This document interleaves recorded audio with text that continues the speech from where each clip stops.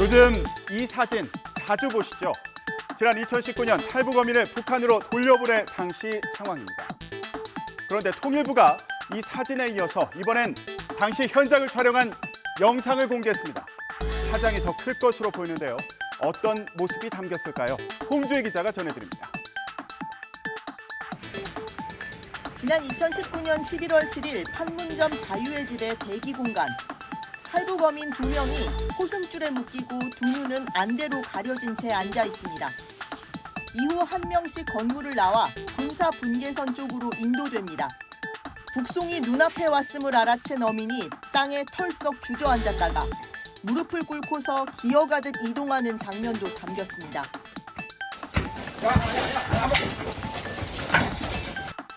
뭔가 세게 부딪히는 듯한 둔탁한 소리 뒤엔 우리 측 호송 인원들의 다급한 음성이 이어집니다. 다른 어민은 군사분계선 부근에서의 모습은 영상에 나타나 있지 않지만 상대적으로 덤덤해 보입니다.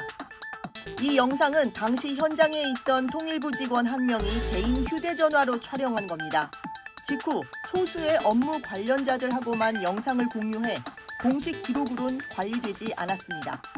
그러다 지난주 먼저 공개된 북송 당시 사진을 통해 누군가 영상을 찍었던 게 포착된 뒤 업무용 PC에서 해당 영상을 발견했다고 통일부는 설명했습니다. 통일부는 이 영상을 순수한 개인 기록물이 아닌 관련법상 공공기관 정보에 준하는 것으로 보는 게 타당하다고 결론 내렸다고 밝혔습니다. 영상이 공개된 뒤에 국민의힘은 사진으로 본 것보다 더 심각한 인권 유린을 볼 수 있었다. 이들에게 재판받을 권리를 설명했어야 한다면서 반드시 진실을 밝히겠다고 강조했습니다.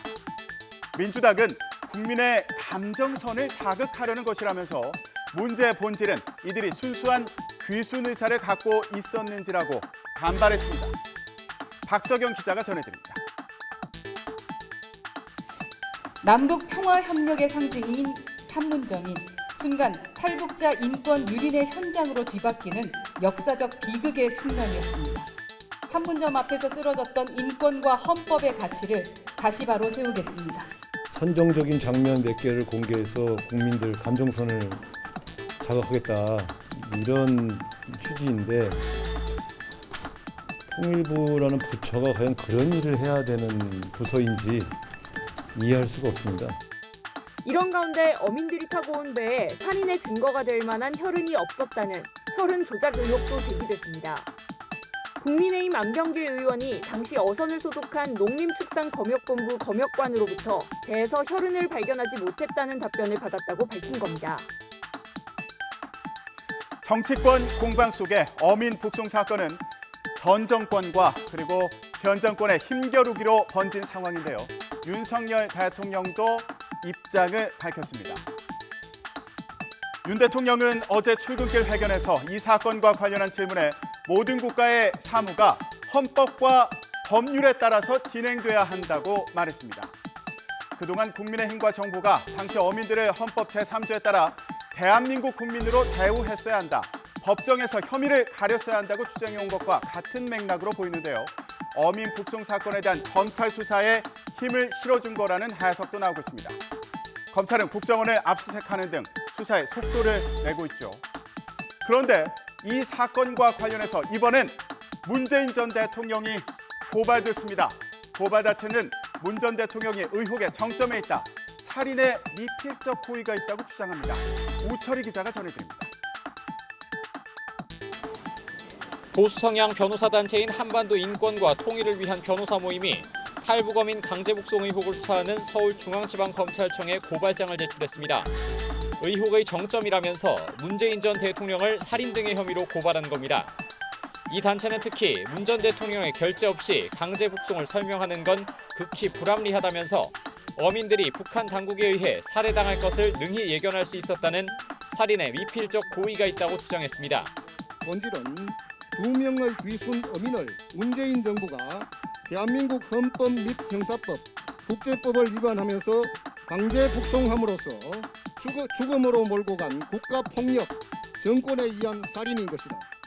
검찰은 강제 북송 의혹을 수사하고 있는 공공수사 3부의 사건을 배당해 고발장 검토에 들어갈 것으로 보이는 가운데 조만간 고발인 조사를 진행할 방침입니다. 현재 검찰 수사는 탈북 어민들의 납포부터 송환까지 사실관계를 확인하는 데 초점이 맞춰져 있습니다. 특히 귀순 의사의 진정성 규명이 우선입니다. 검찰은 국정원 압수수색 등에서 어민들이 자필로 남측에 남고 싶다는 의사를 밝힌 보호 신청서와 개인 신상을 적은 신원 진술서 등을 확보한 것으로 전해졌습니다.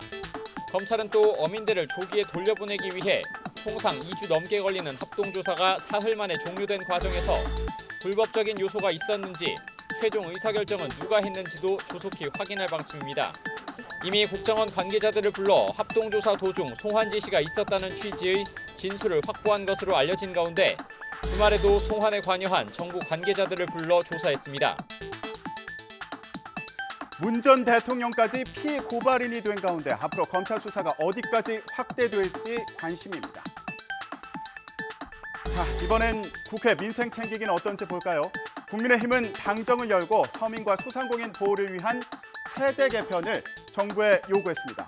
소득세 인하와 일자리 창출을 위한 법인세 인하 등이 주요 내용입니다. 그런데 세제 개편은 법률 개정 사안이어서 국회가 열려야 되는데 일단 내일 본회의는 열기로 했지만 원구성은 아직입니다. 모레까지 원구성 협상을 마치기로 다시 날짜를 미뤘습니다. 정유진 기자가 전해드립니다. 국민의힘은 정부의 소득세 과표 구간을 넓혀 서민 중산층의 소득세를 인하해주고 부동산 세제 정상화와 직장인 밥값 세제 혜택을 요청했습니다. 또 기업 투자와 일자리 창출을 위해 법인세 인하와 함께 중소 중견기업의 상속 공제 요건도 완화해달라고 건의했습니다. 세제 체계가 글로벌 스탠다드와 괴리가 되어 있어서 조세 경쟁력이 저하되고 있다는 데도 의견을 같이 했습니다. 정부 대표로 참석한 추경호 경제부총리 역시 이번 논의의 중요성에 공감하며 여당의 요청에 화답했습니다. 정부는 물가 안정과 민생 안정을 최우선으로 하면서 경제 활력을 제고하는 데 경제 정책 역량을 집중하고 있으며 이번에 마련한 세제 개편안도 이러한 정책 방향을 적극적으로 뒷받침해 나가기 위한 그런 방안입니다.